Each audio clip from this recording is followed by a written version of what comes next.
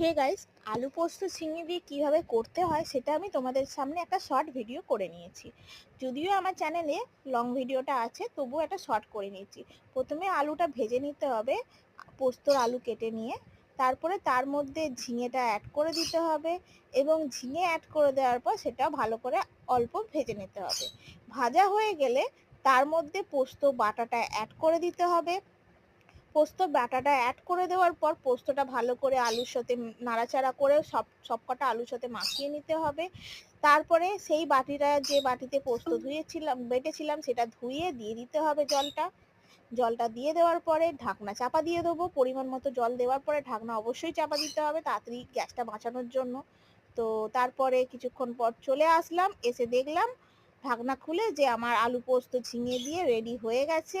এটা অন্য একটা পাত্রে ঢেলে নিয়ে পরিবেশন করলেই তৈরি হয়ে গেল